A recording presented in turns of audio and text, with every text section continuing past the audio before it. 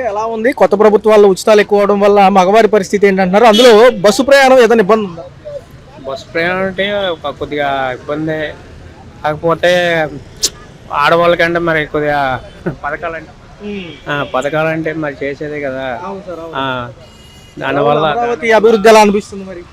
అమరావతి అభివృద్ధి అంటే అవుతుందండి. అది ఈ గవర్నమెంట్లో కొద్దిగా పర్లేదు.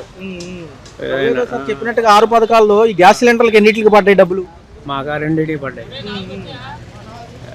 బాగానే ఉంది అంతా. నేను పిల్లలకి తల్లికి వందనం పేరుతో డబ్బులు వేసారు. ఎంత వేసారండి? పడ్డాయి. బాబుకి పడ్డాయి.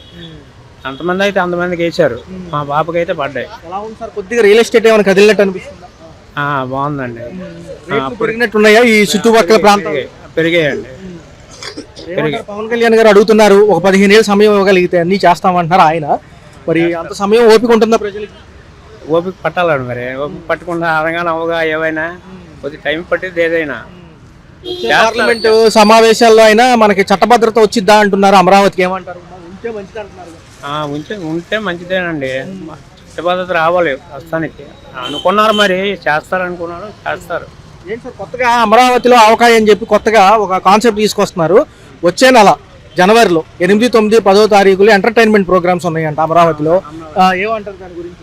చేస్తే మంచిదే కదండి. అలా పొగరాలు పెడితే జనాలకి తెలిసిద్ది కదా రాజధాని ఏదని. ప్రస్తుతానికి అయితే రాజధాని ఏమని తెలియదు ఎవరికి. సాంస్కృతిక నాటకాలతో పాటు మన చరిత్రకు సంబంధించి పూర్వం ఉన్న నాటకాలన్నీ కూడా ప్రదర్శిస్తారు. మంచిదే అండి, చాలా మంచిది. అవి చేయడం మంచిదే, జనాలకి తెలియాలి కదా.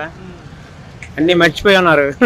ప్రజలందరూ ఎంజాయ్ చేస్తారా? పున్నమి ఘాట్ ఇవన్నీ కూడా కవర్ అవుతాయి. చేస్తారు. టైటిల్ బాగుందా? అమరావతి అవకాశం బాగుంది. ఎందుకంటే సెలవులు స్టార్ట్ అవుతాయి కాబట్టి ఉంటుంది అంటారు. బాగుంటుందా? బాగుంటుందండి. అన్ని బాగుంటాయి. ఈ గవర్నమెంట్ లో బాగానే ఉంది. మాజీ ముఖ్యమంత్రి గారు కూడా మళ్ళీ ప్రజల్లోకి అంటున్నారు. ఇటే పక్క స్థానిక సంస్థల ఎన్నికలు కూడా ఉన్నాయి. మరి మున్సిపాలిటీలతో పాటు పంచాయతీలు అంటున్నారు. ఆయన కూడా జనంలోకి వస్తారంటారు.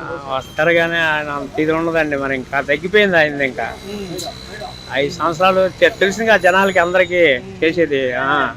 జనాలకు తెలుసు కాబట్టి ఇంకా ఏముండదు.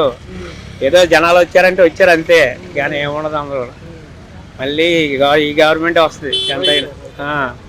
చెప్పినట్టుగా ప్రభుత్వాలు ఉచితాలకి ఎక్కువ ఇంపార్టెన్స్ ఇచ్చింది. అందులో కూడా మహిళలకు ఉచిత బస్సు ప్రయాణం ఎలా ఉంది? ప్రాబ్లం ఏం లేదు, బాగానే ఉందండి. దానివల్ల మగవాళ్ళు ఏమైనా ఇబ్బంది పడుతున్నారా? మాకైతే ఆ ఇబ్బంది అనిపించలేదు. 1వ తారీఖు పెన్షన్, తర్వాత రేషన్ ఎలా ఉంది అమలు? సమయానికి ఇస్తున్నారండి, అందుబాటులో ఉన్నాయన్ని. క్యూ లైన్ లో రేషన్ తీసుకోవడం వల్ల ఇబ్బంది ఏమైనా ఉందా? ఏలు ముద్రలు పడక మళ్ళీ రమ్మంటాం. అలాంటి ఏం లేవండి. చూస్తే మరి తల్లికి వందనం కింద ఏమైనా డబ్బులు పడ్డాయా? తల్లికి వందనం కింద పడ్డాయండి. ఎంతమంది అన్న పిల్లలు ఎంతమంది? ఎంతమందికి? ఒక పాప అండి, ఒక పాపకు వచ్చాయి. 3 గ్యాస్ సిలిండర్లకి డబ్బులు అన్నారు కానీ మొదట 1, 2 వేసినట్టున్నారు. మరి తర్వాత ఏమైనా మనకు వచ్చేసేయండి, ఇబ్బంది ఏం లేదు, బాగానే ఉంది.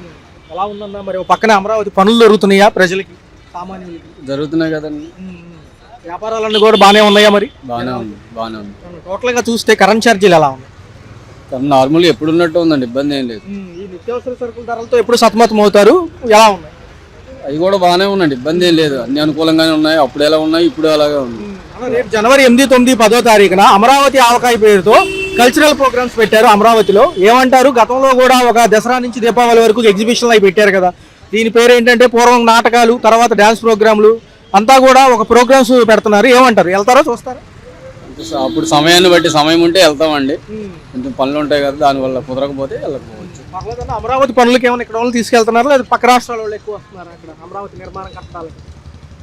అక్కడ వాళ్ళు ఉన్నారు, ఇక్కడ వాళ్ళు ఉన్నారండి. ఎవరికి అనుకూలంగా ఉంటే వాళ్ళు వెళ్తున్నారు, చేస్తున్నారు. అది అందరికీ అనుకూలంగానే ఉంది, బాగానే ఉంది. ఒక మాటలో మాజీ ముఖ్యమంత్రి గారు కూడా మళ్ళీ అంటున్నారు జనంలోకి. మరి ఎలా ఉంటుంది? ఆయన 9 పథకాలు అప్పుడు ఏమైనా అందుకున్నారు?